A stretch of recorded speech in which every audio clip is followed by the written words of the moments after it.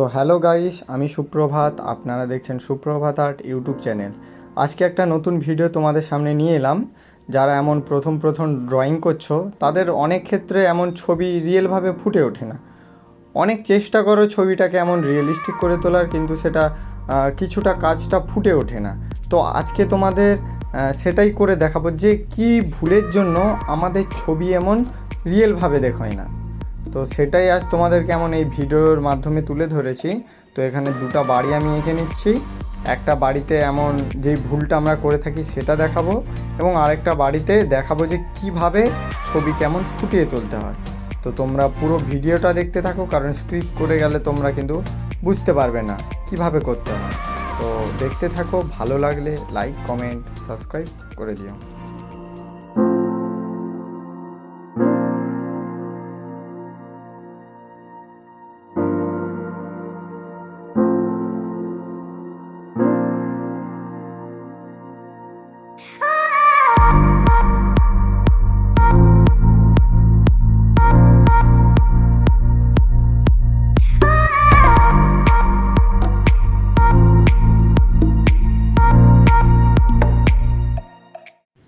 তো দেখতে পেলে আমি বাড়িটা এমন কমপ্লিট করে নিলাম, যেটা হচ্ছে আমাদের সবথেকে বড় এমন ভুল, এরমই আমরা করে থাকি। আর তো এরপর আমি তো পরের দ্বিতীয় যে বাড়িটা সেটা তোমাদেরকে কালার করে দেখাবো, কীরমভাবে লাইট টু ডার্ক করতে হয়, যার কারণে ছবিটা এমন কিনা ফুটে ওঠে, যেটাকে রিয়েলিস্টিক আমাদেরকে দেখতে লাগে। তো আমি প্রথমে লাইট কালার চাপিয়ে নিচ্ছি, দেখতে পাচ্ছ তোমরা। লাইটের পর এবারে আমি হচ্ছে গিয়ে রেড কালারটা চাপিয়ে নিচ্ছি। আর এটা কিন্তু পুরো ভিজে অবস্থাতেই তোমাদেরকে করতে হবে। এটা যদি শুকিয়ে যায়, তুমি বারবার যখন ব্রাশ ইউজ করবে, বারবার ঘষবে, তখন কিনা ছবিটা অনেক ডাল হয়ে যায়, পেজে রোঁয়া রোঁয়া ভাব এসে যায়, তাতে ছবিটা অনেকটা নোংরা হয়ে যায়। যার কারণে তোমাদেরকে ভিজে অবস্থাতেই এমন কিনা করতে হবে, তবে দেখবে ছবিটা অনেকটা রিয়েলভাবে বেরোবে।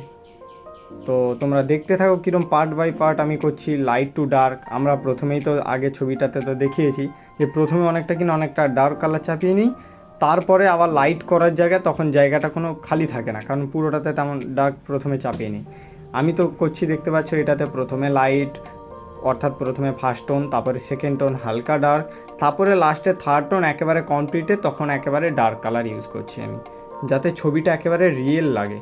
তো তোমরা এইভাবে এই প্রসেসে যদি করো, তবেই কিন্তু তোমাদের ছবিটা এমন রিয়েল হয়ে বেরোবে।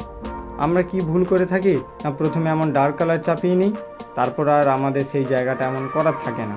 তো এটার সাথে সাথে এমন তোমাদেরকে বলেও রাখি যে এটা প্রত্যেক দিন তোমাদেরকে এমন প্র্যাকটিস করতে হবে।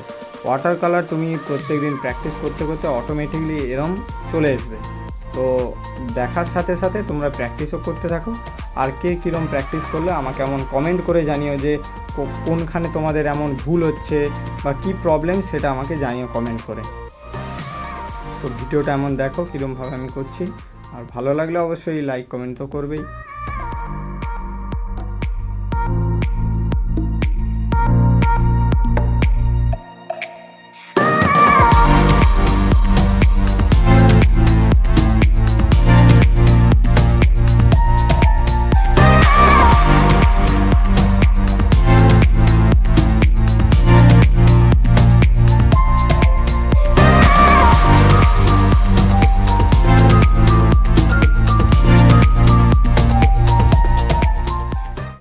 তো ছবিটা একেবারে কমপ্লিট তো করেই নিয়েছি, আর একটুখানি বাকি আছে।